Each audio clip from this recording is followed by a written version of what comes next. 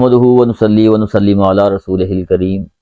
अम्मा बाद फ़अऊज़ु बिल्लाहि मिनश शैतानिर रजीम बिस्मिल्लाहिर रहमानिर रहीम। नाज़रीन इकराम अस्सलामु अलैकुम व रहमतुल्लाहि व बरकातुहू। आज ये फैसलाबाद से किसी ने सवाल पूछा है कि कारी साहब नज़ला और ज़ुकाम के बारे कुछ बता दें, बड़े परेशान हैं हम, बड़े ही इलाज मुआलजा करवाने के बाद भी इस चीज़ का हमें फ़र्क नहीं पड़ रहा। तो नाज़रीन इकराम, आज हम बात करते हैं नज़ला और ज़ुकाम क्या होता है, नज़ला और ज़ुकाम में क्या फ़र्क है। बहुत सारे हमारे दोस्तों को, हमारे बुज़ुर्गों को, हमारी बहनों को, बच्चों को ये भी नहीं पता कि नज़ला और ज़ुकाम में फ़र्क क्या होता है। तो आप गौर से इस वीडियो को समाअत फरमाएं, गौर से देखें, ताकि आप इन चीज़ों में फ़र्क महसूस कर सकें कि अगर ये अलामात आपको हों तो उसको ज़ुकाम कहते हैं, अगर ये वाली अलामात हों तो उसको ज़ुकाम कहा जाता है। तो आज मैं आपको इस वीडियो में यही बताने लगा हूँ कि नज़ला और ज़ुकाम में क्या फ़र्क है। जब नाक से पतला मादा यानी कि रकीक रतूबत निकले और उसमें आप सोजिश महसूस करें, अगर उसमें सोजिश हो तो उस हालत को ज़ुकाम कहा जाता है। इस चीज़ को ज़रा गौर से आपने समाअत करना है, गौर से देखना है कि मैं बता रहा हूँ, जब नाक के रास्ते पतला मादा निकले और उसमें सोजिश हो तो इस हालत को ज़ुकाम कहा जाता है। और जब इस किस्म का मादा हलक की तरफ या सीना की तरफ, यानी कि हलक की तरफ या सीना में गिरता हुआ महसूस हो तो उसको नज़ला कहा जाता है। तो ये बिल्कुल इसमें वाज़िया फ़र्क है। ज़ुकाम और नज़ले के अंदर ये वाज़िया फ़र्क आपको मैंने बता दिया है कि अगर नाक के रास्ते पतला रकीक मादा सोजिश के साथ बहना शुरू हो जाए तो उसको ज़ुकाम कहा जाता है, और जब इस किस्म का मादा हलक की तरफ या सीने में गिरे तो उसको नज़ला कहते हैं, और अंग्रेजी में इसको कुराइज़ा, कोल्ड इन दी हेड भी कहा जाता है। ये दोनों ज़ुकाम के मुतरातिफ हैं, ये बात आपने याद रखनी है, क्योंकि जब आप इन चीज़ों को देखेंगे, नज़ला और ज़ुकाम में फ़र्क महसूस करेंगे, तो फिर आपको इलाज करने में भी मसला नहीं होगा। तो बहुत सारे दोस्त इस चीज़ का अगर कोई नुस्खा बयान करते हैं या कोई चीज़ बताते हैं तो देखने और सुनने में ये बात आई है कि इसके फ़र्क किसी को भी महसूस नहीं होता, फ़र्क नहीं बताया जाता।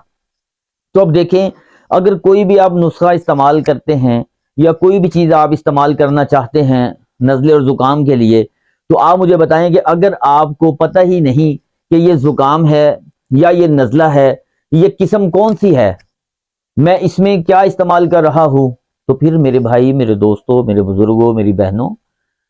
और तमाम वो नाजरीन जो मेरी वीडियो को देख रहे हैं, उनको पता ही नहीं चलेगा कि हम इलाज किस चीज़ का करें। तो आज खसूसी ये वीडियो में मेरा पैगाम है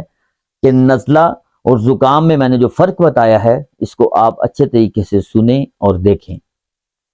और मैं आपको ये बताता चलूँ कि नज़ला एक अरबी लफ्ज़ है, याद रखिएगा। अगर इसकी अलामात की शिद्दत खफ्त के इतबार से हो जाए तो इसकी दो किस्में होती हैं, ये दो किस्म का होता है, एक शदीद ज़ुकाम और दूसरा मुज़म्मन ज़ुकाम, यानी कि पुराना ज़ुकाम।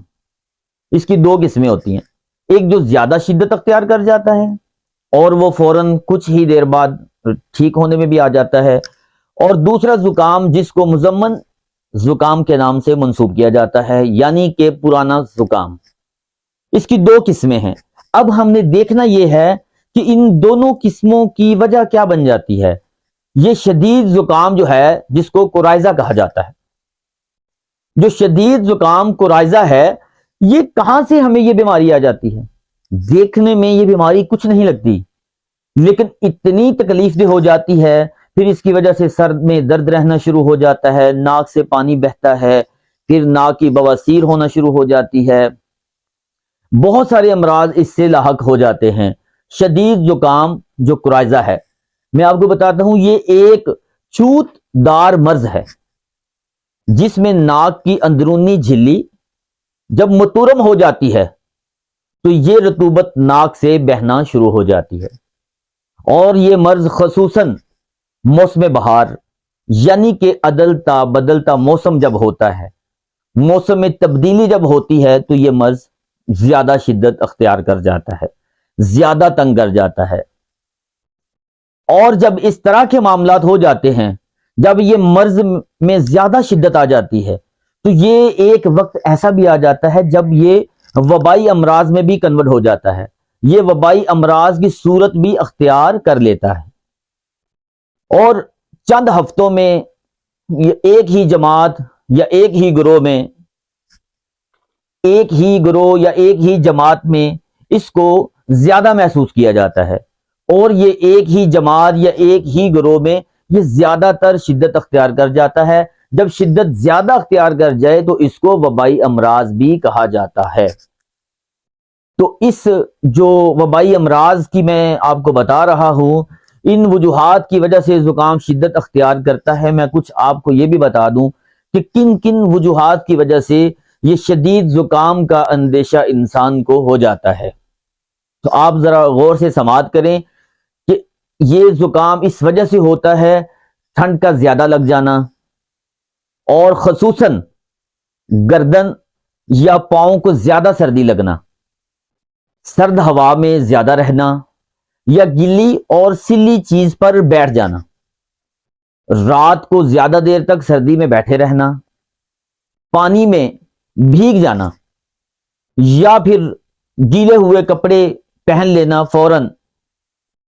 اور خصوصی یہ مرض جو ہے، یاد رکھیے گا کہ جب ہم کھانا کھاتے ہیں، گرم کھانا کھاتے ہوئے ایک دم ٹھنڈے پانی کا استعمال کر لینا، ٹھنڈا پانی پی لینا، اس سے بھی یہ مرض لاحق ہو جاتا ہے۔ اور یہ ساری چیزیں جو میں آپ کو بتا رہا ہوں، ان وجوہات کی وجہ سے یہ شدید زکام میں انسان مبتلا ہو جاتا ہے، اور ان وجوہات کی وجہ سے بہت سارے لوگ اس مرض میں بار بار مبتلا ہو جاتے ہیں، بار بار اس مرض کا شکار ہو جاتے ہیں۔ یہ اتنا شدید مرض ہے، زکام سخت قسم کا جو ہوتا ہے وہ اتنا پریشان کر دیتا ہے کہ انسان میڈیسن بہت زیادہ استعمال کرتا ہے، پھر بھی اس کو آرام نہیں آتا۔ اگر ان وجوہات پہ جو میں نے بات کی ہے، ان میں اگر آپ ٹھہراؤ پیدا نہیں کرتے، اگر ان میں آپ احتیاطی تدابیر نہیں کرتے،